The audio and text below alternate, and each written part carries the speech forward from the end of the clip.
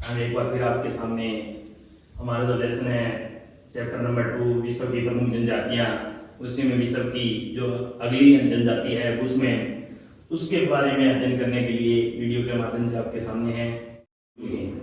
अब अपने बात करते हैं आज की जो हमारी जनजाति जिसके बारे में अपने बात कर रहे हैं बुशमैन। यानी जो बुशमैन जनजाति है वो विश्व की जो जनजातियों में सेकंड नंबर पे आती है और इसके अंतर्गत अपने बात करें कि बुशमैन जनजाति कहाँ रहती है। ये अफ्रीका के कालाहारी मुस्तल में, अफ्रीका जो महाद्वीप है जो एक जहां से के तीनों रेखाएं निकलती है, अफ्रीका महाद्वीप से कर्क रेखा भी निकलती है, मध्य रेखा भी निकलती है और मकर रेखा भी निकलती है। तो अफ्रीका के अंतर्गत एक मरुस्थलीय क्षेत्र है जिसको कालाहारी मरुस्थल के नाम से जाना जाता है, जो एक उष्णकटिबंधीय क्षेत्र है। तो जो कालाहारी मरुस्थल है वहां पे पिछले लगभग 20,000 वर्षों से, पिछले 20,000 वर्षों से वहां पे बुशमैन जनजाति निवास कर रही है। वहीं पे ये अपना जीवन यापन करते हैं। उष्णकटिबंधीय क्षेत्रों में निवासी है। कालाहारी मरुस्थल जो है उष्णकटिबंधीय क्षेत्र वहां पे रहते हैं। कितने वर्षों से रह रहे हैं? 20,000 वर्षों से निवास कर रहे हैं। अब जो बुशमैन जनजाति है उसको वहां पे यानी जो अफ्रीका का कालाहारी मरुस्थल है वहां पे किन किन नामों से जाना जाता है? बुशमैन तो इनको कहते ही है। बुशमैन हो गया पहला नाम, तो इनको क्या हो गया? बुशमैन, यानी इनको बुशमैन कहते हैं। उसके अलावा बुशमैन के अलावा इनको सेकंड पे आता है सॉन नाम से भी इनको जाना जाता है।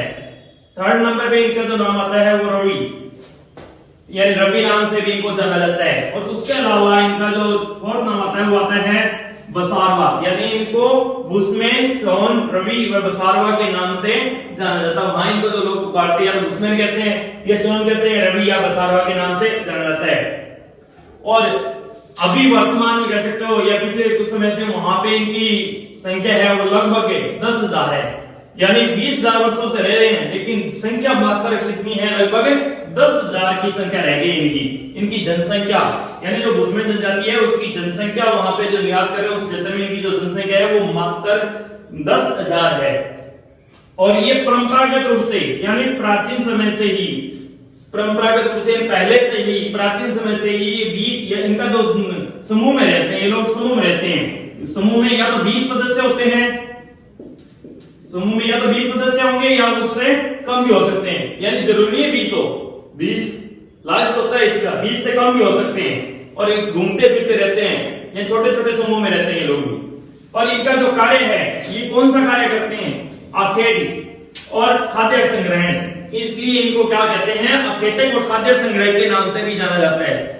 यानी ये अपना जीवन यापन अखेट यानी शिकार के द्वारा करते हैं, इसलिए इनको अखेटक यानी शिकारी कहा जाता है। और खाद्य संग्रहण यानी भोजन का संग्रहण करते हैं, इसलिए इनको खाद्य संग्रह के नाम से जाना जाता है।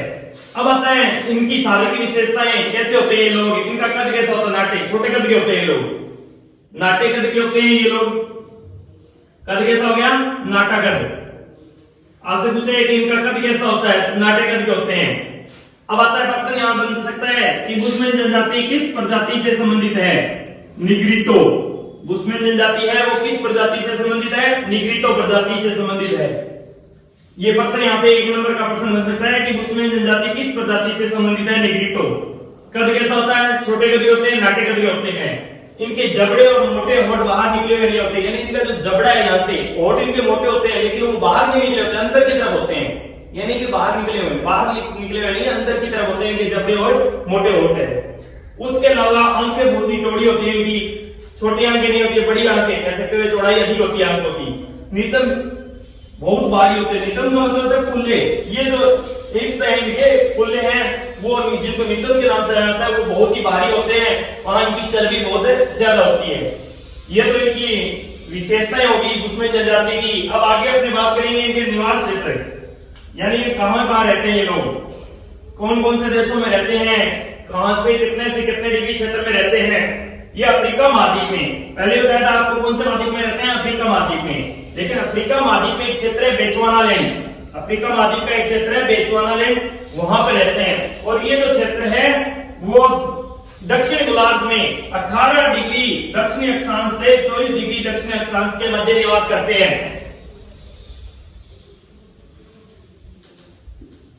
ये जो क्षेत्र है यहाँ पे 18 डिग्री दक्षिणी अक्षांश से लेकर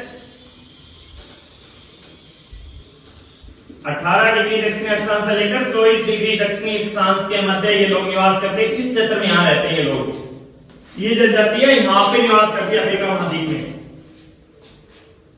तो ये याद रखना कि अपनी प्रश्न आ सकता है कि अफ्रीका जो उसमें जनजाति है वो कहाँ निवास करती है? अफ्रीका महाद्वीप में 18 डिग्री से लेकर 24 डिग्री दक्षिणी अक्षांशों के मध्य बेचुआनालैंड। क्षेत्र का नाम क्या है? बेचुआनालैंड। उसके बाद आता है मुख्य रूप से कहां रहते हैं ये लोग? आज वर्तमान समय में कह सकते हो आज मुख्य रूप से जो बुशमैन है वो एक तो कालारी मरुस्थल और दूसरा रहता है दक्षिण अफ्रीका के उपोष्ण घास के मैदान, यानी वहां पे घास के जो मैदान है वहां पे निवास करते हैं। घास के क्षेत्र में रहते हैं, मरुस्थलीय क्षेत्र में रहते हैं। उसके अलावा देश आपसे पूछा जाए किन किन देशों में निवास करते हैं, यानी जो बुशमैन जनजाति है वो किन किन देशों में निवास करते हैं? महाद्वीप आ गया अफ्रीका, महाद्वीप कौन सा आ गया? अफ्रीका महाद्वीप। लेकिन देश कौन कौन से हैं? दक्षिण अफ्रीका, यहां पे दक्षिण अफ्रीका आ गया, ये जो दक्षिण अफ्रीका है। उसके अलावा बोत्सवाना, नामीबिया और अंगोला। अफ्रीका महाद्वीप के 4 देश हैं, दक्षिण अफ्रीका, उसके बाद बोत्सवाना, नामीबिया व अंगोला, यहाँ पे ये लोग निवास करते हैं। उसके बाद आते हैं निवास क्षेत्र की विशेषताएं, यानी इनके निवास क्षेत्र की क्या क्या विशेषता है? जिन क्षेत्र में ये लोग रहते हैं वहां की विशेषता क्या है? यानी रहते कहां है? कालारी मरुस्थल में। कहां रहते हैं? कालारी मरुस्थल में। अब इस कालारी मरुस्थल की विशेषता क्या है? वहां का धरातल कैसा होता है? यानी वहां की जो भूमि है वो कैसी है? उबड़ खाबड़। वहां का जो कालारी मरुस्थल है उसका धरातल कैसा है? उबड़ खाबड़ धरातल है, समतल नहीं है, कहीं ऊंचा है कहीं नीचा है, उबड़ खाबड़ धरातल है वहां पे। वहां की जलवायु, कालारी मरुस्थल की जलवायु कैसी है? अर्ध उष्णकटिबंधीय है, अर्ध उष्णकटिबंधीय जलवायु है। वर्षा का औसत यानी पूरे वर्ष भर औसत कितना रहता है वर्षा का? 25 सेंटीमीटर से कम, यानी पूरे वर्ष में एवरेज रूप में देखा जाए तो जो वर्षा होती है वो 25 सेंटीमीटर से कम होती है। जलवायु अर्ध उष्णकटिबंधीय आती है। अब आता है तापमान।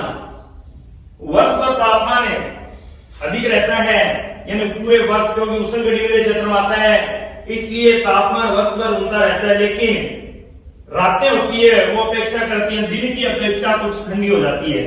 दिन ज्यादा गर्म होंगे, रात क्या हो जाती है? कुछ मरुस्थलीय क्षेत्र होने का, रेतीला क्षेत्र होने के कारण रात है वो ठंडी हो जाती है अपेक्षा कर। कारण क्या है? क्योंकि जो मरुस्थलीय क्षेत्र है वहां की जो मिट्टी होती है मरुस्थल में रेत है वो दिन में सौर विकिरणों के द्वारा शीघ्रता से गर्म हो जाती है, रात में उतनी पार्थिव विकिरणों के कारण शीघ्रता से ठंडी हो जाती है। इसी कारण तापमान तो पूरे वर्ष ऊंचा रहता है, अधिक रहता है, लेकिन दिन की अपेक्षा रातें क्या होती है? ठंडी। दिन अधिक गर्म होते हैं और रातें कुछ कम गर्म होंगी, ठंडी होगी। यहाँ पे मरुस्थलीय क्षेत्र होने के कारण ग्रीष्म ऋतु लंबी होती है और शीत ऋतु बहुत ही छोटी पाई जाती है। उष्ण ध्रुवीय क्षेत्रों में हमने कल किया था स्कीमों में कि वहां पे शीत ऋतु लंबी होती है जबकि ग्रीष्म ऋतु छोटी होती है। उसके विपरीत यहाँ उसके उल्टा है, यहाँ पे ग्रीष्म ऋतु लंबी है और शीत ऋतु बहुत ही छोटी होती है। तो ये जो अपने बुशमैन जनजाति की जो विशेषताएं, शारीरिक विशेषताएं, उनकी कैसे रहते हैं, किन के नामों से जाना जाता है, और निवास क्षेत्रों के बारे में और निवास क्षेत्र की विशेषताओं के बारे में अध्ययन किया था। इसको आपको अच्छी तरह वीडियो को देखना है, उसके अलावा इसको लाइक और शेयर भी करना है। अगर किसी स्टूडेंट्स ने हमारे जो चैनल है स्कूल विद्यालय का उसको सब्सक्राइब नहीं किया है तो सब्सक्राइब करते हुए बेल आइकन दबाने का कार्य करें। और उपस्थित हैं बुशमैन जनजाति के निवास क्षेत्र में क्या क्या पाया जाता है उनके बारे में बात करेंगे।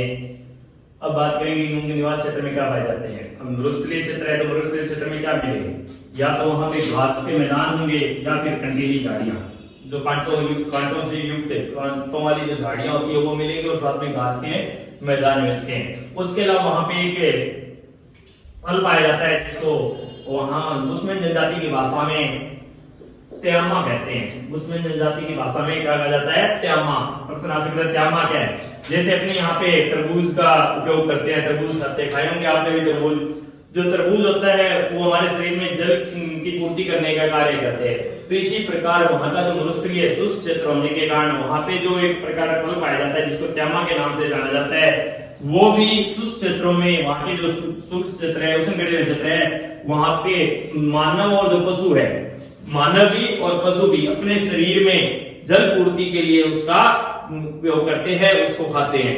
यानी पशु भी खाते हैं इसको, त्यामा को, और मानव भी खाते हैं। किसके लिए? क्योंकि इससे उष्णकटिबंधीय क्षेत्र में वो रहते हैं, इसलिए उनके शरीर में पानी की पूर्ति हो, इसलिए वो जो त्यामा है, जो एक प्रकार का तरबूज होता है, उसको वो लोग खाते हैं। वहां पे शाकाहारी यानी शाकाहारी भी पाए जाते हैं जीव, और मांसाहारी भी पाए जाते हैं। यानी ऐसे जीव जंतु जो घास खाते हैं वो भी वहां पे मिलेंगे, और एक ऐसे जीव जंतु जो मांस खाते हैं वो भी वहां पे, दोनों प्रकार के प्राणी आपको मिल जाएंगे। उसके अलावा एक वहां का प्रसिद्ध राष्ट्रीय उद्यान है, वहां का प्रसिद्ध राष्ट्रीय उद्यान है जो क्या है, एटोसा। क्या है? एटोसा। वहां का प्रसिद्ध राष्ट्रीय उद्यान है एटोसा। वो भी कहां पाया जाता है? काल्हारी मरुस्थल में। काल्हारी मरुस्थल। प्रश्न आ सकता है, प्रसिद्ध एटोसा राष्ट्रीय उद्यान कहां पाया जाता है? काल्हारी मरुस्थल में। यह प्रश्न है, घुमा के भी दे सकते हैं कि काल्हारी मरुस्थल में पाए जाने वाले प्रसिद्ध उद्यान का नाम बताइए, तो क्या आएगा? एटोसा राष्ट्रीय उद्यान। अब आते हैं इनके आर्थिक क्रियाकलाप, यानी अपना जीवन अपन किन किन कार्यों से करते हैं। मूल रूप से तो ये क्या होते हैं? आर्थिक क्रियाकलाप में सबसे पहले आता है आखेट। आखेट का कार्य करते हैं, क्योंकि मूल रूप से क्या होता है? आखेट यानी शिकारी। आखेटक का मतलब होता है शिकारी, यानी मूल रूप से परंपरागत रूप से कह सकते हैं शिकारी है।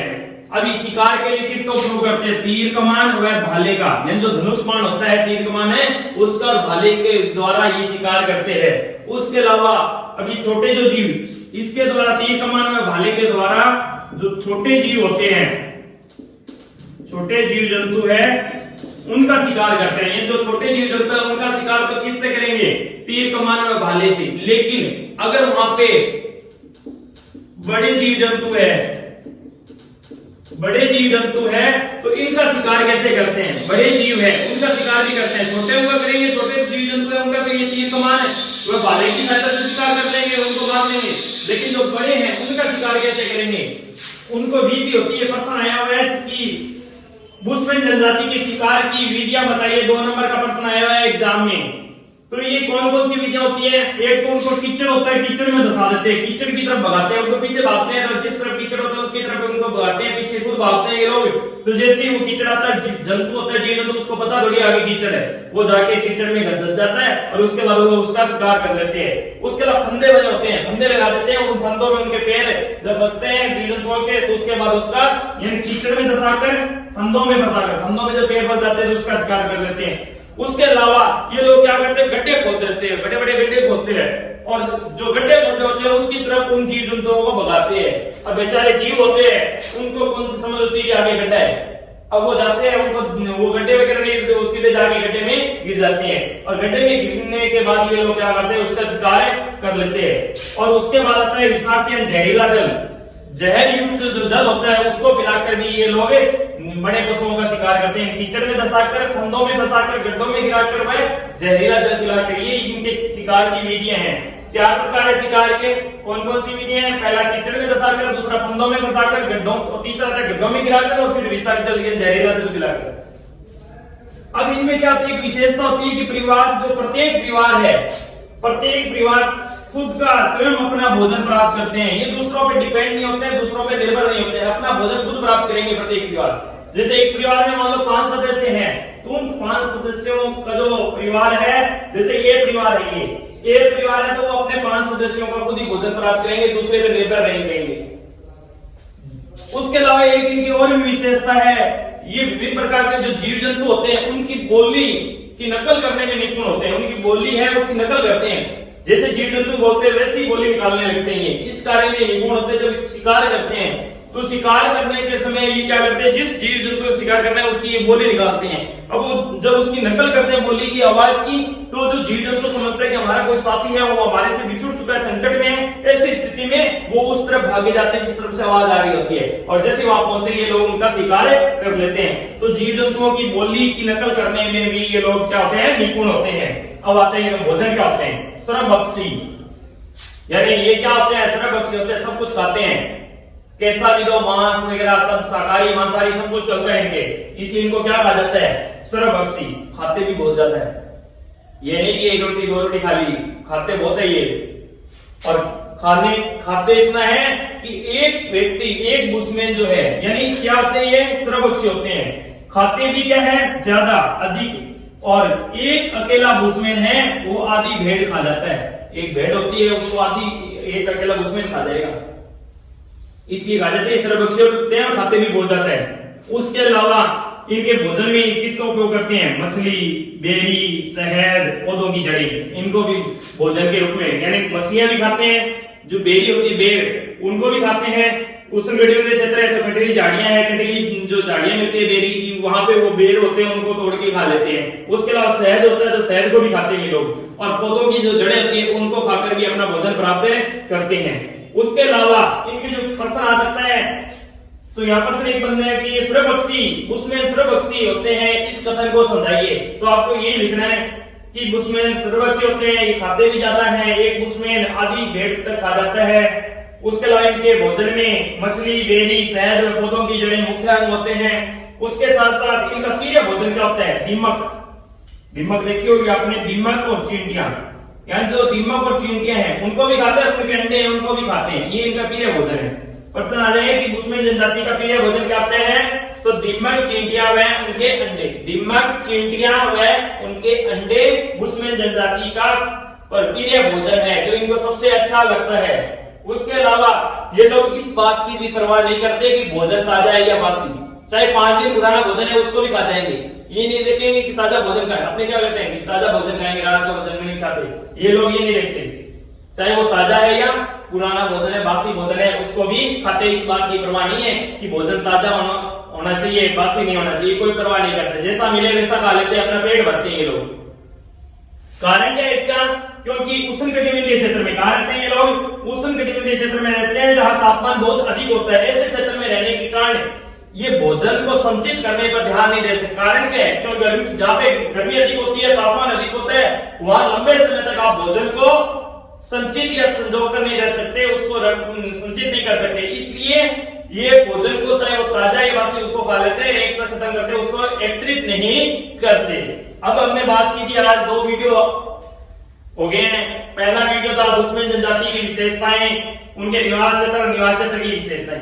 उसके दूसरे वीडियो में निवास क्षेत्र में पाए जाने वाले जो पेड़ पौधे हैं, उसके अलावा वहां पे कौन से फल वगैरह पाए जाते हैं, कौन से जीव जंतु पाए जाते हैं, क्या क्या पाया जाता है, उनके बारे में बात की थी। उसके बाद हमने आगे बात की थी इनकी आर्थिक क्रियाकलाप, जिनमें आता है शिकार। सबसे पहला कौन सा आता है? शिकार। शिकार के बारे में बात कर ली, शिकार की विधियां, शिकार किन किन हथियारों से करते हैं, कैसे करते हैं, भोजन कैसे प्राप्त करते हैं, ये बातें हमने की। उसके बाद भोजन के बारे में बात की कि भोजन क्या होता है, इनको सर्वभक्षी क्यों कहते हैं, इसके बारे में हमने बातें कर ली। तो ये 2 वीडियो आज हमारे कंप्लीट हो चुके हैं।